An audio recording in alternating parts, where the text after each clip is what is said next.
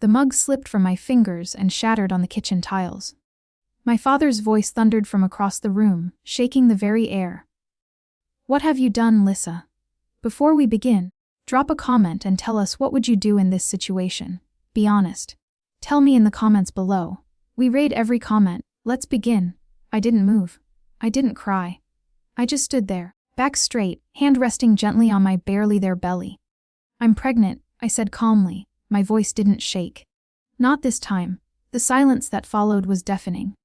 My mother, Lorraine, froze mid-step at the bottom of the staircase. Her face palled, her hands, still wet from folding laundry, trembled. You just turned 18. Are you insane?" My father stepped closer. His jaw clenched so tight the veins in his neck looked like they'd burst. "Who is it? Some dropout? Some stranger you met at a gas station?"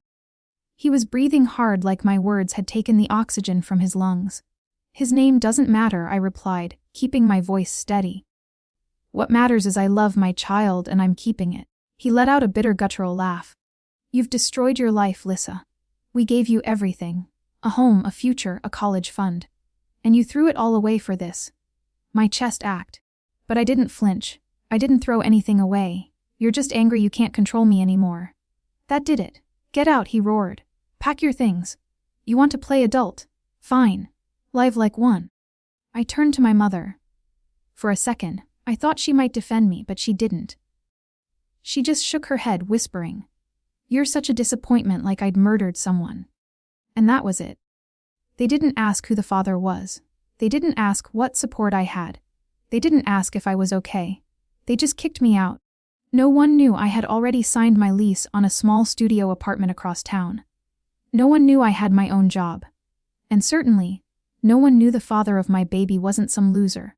He was someone they wouldn't believe even if I told them. I left with nothing but a duffel bag and a fire inside me. I didn't cry. I didn't scream. I smiled because I knew something they didn't.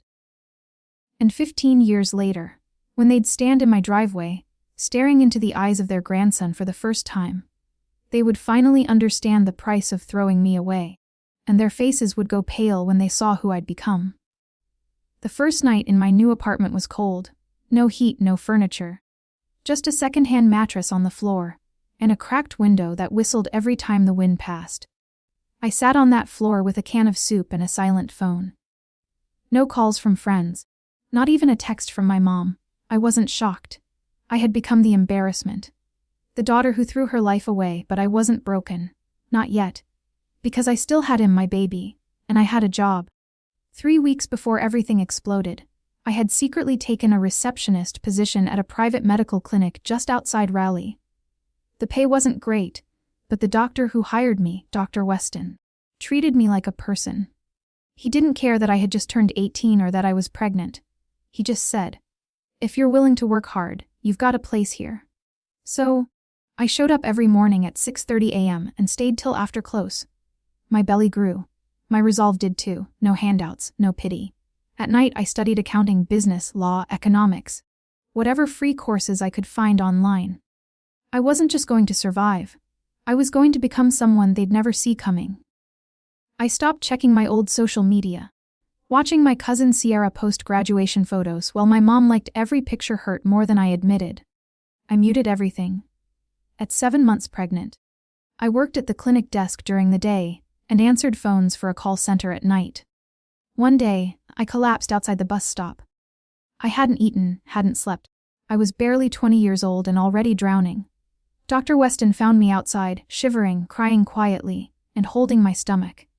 He called a nurse, canceled his patients, and sat beside me. "You okay, Lissa?" "No," I whispered, "but I will be." He didn't ask questions, he just nodded. Then he handed me something, a letter of recommendation. "Give this to her," he said. "My sister. She runs the finance office at Harrington Medical HQ." I stared at him. "Why are you helping me?" He smiled. "Because you remind me of someone I once gave up on. I don't make that mistake twice." That moment changed my life. 2 months later, I had my son Landon. I held him in my arms and cried harder than I ever had. Not because I was scared, not because I felt alone, but because this beautiful boy with his curious eyes and tiny fists made every minute of struggle worth it. And from that day forward, I swore he will never feel unwanted. Not like I did. What came next was years of sacrifice, hunger, sleepless nights, and a plan. Because if they thought I'd disappear, they had no idea who I was becoming. I didn't have a road map. Just a baby boy. A part-time job, and a burning determination they never expected from the girl they kicked out. Landon was barely 2 months old when I started working nights again. This time remotely. Typing reports and sorting billing records for Harrington Medical's finance office. Dr. Weston's sister, Evelyn, gave me a shot. She didn't hand me a title or a salary I didn't earn. She just said, "Don't miss deadlines. Don't make excuses and don't wait for anyone to save you." And I didn't. I breastfed Landon between midnight reports, took data entry jobs on the weekends. Taught myself how to manage budgets, audit spreadsheets, and write contracts. I even started dressing differently when I went into the office. Clean-fitted blazers I found at thrift stores. Low-heeled shoes and quiet confidence. People stopped looking at me like a teenage mistake. They started treating me like a woman with purpose. By the time Landon turned 2, I had moved us into a small townhouse near the edge of Chapel Hill. Nothing fancy, but it was ours. A place with clean floors, a small yard, and a door no one could kick me out of. I framed a picture of Landon's first birthday and placed it by the entryway. Every time I came home after a long day, it reminded me why I never gave up. Meanwhile, my parents, silence, no calls. No letters, no attempt to find out if I was alive. But I knew through other channels. Through gossip and holiday newsletters, my aunt would email without thinking that their lives went on as if I never existed. My younger cousin got into Duke. My brother married a corporate lawyer, and every post, every family gathering looked polished and proud. No one mentioned me. I was the closed chapter until one day the chapter reopened itself. I was 26, sitting in a meeting with Evelyn and 2 executives from Harrington's regional division when she slid a folder across the table. "We're launching a new division," she said. "You've been working in the shadows long enough, Lissa. It's time you took charge." I blinked. Took charge? How? She smiled. "You're being promoted, head of operations. Starting salary, $138,000. Full benefits. You'll lead a team of 12. And yes, Landon can stay at the in-office daycare." I covered my mouth and stared down at the offer. I couldn't speak. "You've earned every cent of this," she said, leaning in. "And before you even think of saying no, don't. We need someone like you. And so does Landon." The moment I walked out of that office, I called Landon school. Told them I'd be picking him up early, and drove straight there. He was 8 now. Wild brown curls, sharp green eyes, and the same smile that used to keep me going through graveyard shifts. "Where are we going?" he asked, buckling his seat belt. "Home," I said, smiling. "Our new home." That night, I signed a lease for a property in the historic district. 3 bedrooms, high ceilings. A garden in the back. I paid in full, no mortgage. But I wasn't finished yet, because there was one part of my story I hadn't written yet. I had kept Landon's father a secret from everyone. Even Landon. But not because he was dangerous or shameful, because he had trusted me with privacy. You see, the man I had fallen in love with all those years ago wasn't some teenage fling. He was a first-year med resident from Johns Hopkins doing rotations at the clinic where I worked. We met once, shared something real, but his family disapproved of me.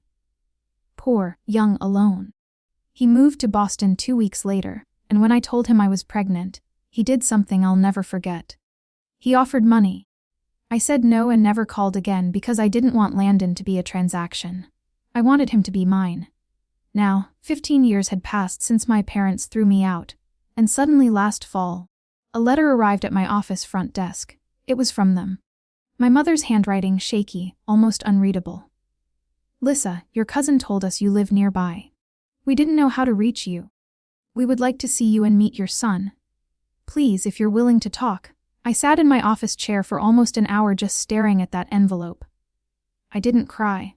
I didn't rage. I just felt something cold. Not because they were reaching out, but because they had no idea what they were about to walk into. And when I invited them to my home the following Saturday, I didn't warn them. I didn't tell them what I did for a living. I didn't mention the house or Landon's perfect manners, or the life I built with the very hands they said were only meant for failure, because I wanted them to see it to walk through the very same door, They slammed in my face and go pale with regret. I heard their car pull up 10 minutes early. Of course, they were early. My father, Daniel Carter, was the kind of man who liked to control every moment of his own narrative. The kind who wanted to arrive rather than be received.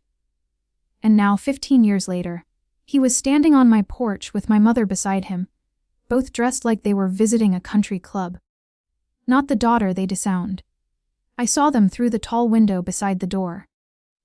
My mother clutched her purse tight, her eyes scanning the garden, the porch swing, the polished brick steps. Her mouth moved slightly, whispering something to him. Maybe a warning, maybe a prayer. I opened the door before they knocked. My father stiffened. My mother's jaw dropped slightly. I had changed so much. I could see it confused them. I wasn't a scared girl in a hoodie dragging a duffel bag across the lawn anymore. I stood taller, sharper, confident without needing to pretend. My tailored cream blouse, black slacks, and the soft pearl necklace Landon bought me on my last birthday said everything they needed to know before I ever opened my mouth. "Lissa." My mother breathed. Her voice was soft, careful. "Come in," I said, stepping aside. They didn't know how to react. The house was quiet, warm, elegant. Light spilled through sheer curtains glowing over hardwood floors and hand-framed photos lining the walls. Everything smelled faintly of fresh coffee and lavender. "Ness place," my father muttered. But it wasn't a compliment, it was confusion. How could she afford this? How did she get here without us? I didn't answer the question. He didn't ask. "Landon's upstairs. He'll be down in a minute." They stood in the center of my living room, eyes darting around like strangers in a museum, terrified they'd bump into something too expensive to touch. "I wasn't sure you'd respond," I said. My mother looked at me. She blinked twice and then she said it. "We were wrong." I stayed silent. "We thought we were protecting you," she continued. "We thought if we were hard you'd change. We didn't know you'd actually leave." "That was the point," I said quietly. There was no venom in my voice, no sarcasm, just truth. My father shifted uncomfortably, crossing his arms. "You were just a kid, you had no plan. I had a child," I interrupted, "and a job, and a spine." He looked away. The silence between us stretched thick with 15 years of everything unsaid. And then footsteps on the stairs. Landon appeared, dressed in pressed navy blue sweater and jeans, his hair combed, his expression calm and curious. He was tall for his age, broad, shouldered, kind-eyed. He looked like someone you'd trust. He looked like someone who had been loved deeply, fully, and without condition. "Landon," I said, "these are your grandparents." He blinked, then walked down the last step and stood beside me. "Hi," he said simply. My mother's hand went to her mouth. Daniel took half a step forward, his lips parting. But what hit them wasn't just his resemblance to me. It was the photographs he carried in his hands, ones he had pulled from the cabinet while they stood there. He handed one to my mother. It was Landon standing beside a tall man in a white coat. "That's my dad," he said proudly. "He's a cardiovascular surgeon in Boston. He visits during the summers and sends me books every month." My mother nearly dropped the photo. And then, before they could say anything, Landon pulled another frame from the cabinet and held it out. It was me standing behind a podium with the Harrington medical logo surrounded by a board of directors. "Mom's the head of operations," Landon said with a small smile. "She runs everything." That's when it happened. My father's face dropped visibly, audibly, like the air had been punched out of his lungs. He stumbled back a half step, his hand gripping the back of the couch. "You," he whispered. "You build all this." I looked at him. My voice was calm, but beneath it was every sleepless night, every insult, every lonely birthday, every moment they thought I wouldn't make it. "No," I said, "I built myself." The room was so quiet you could hear the wind brush against the windows. My father hadn't sat down. He couldn't. His pride wouldn't let him. And his legs looked too weak to hold the weight of what he was seeing. My mother, still clutching the photo of Landon and his father, slowly lowered herself onto the edge of the couch. Her lips parted like she wanted to speak, but nothing came out. Landon stood calmly beside me, folding his hands like the polite, well-raised young man he was. He didn't look confused. He didn't look scared. He looked like he knew he had always known that the two people standing in his mother's living room had chosen to be strangers in his life. And now they were standing in a house they didn't build, looking at a boy they didn't raise and a woman they had tried to erase. My father finally cleared his throat. I didn't know you were in contact with him, with the boy's father. I wasn't, I replied. Not for a long time.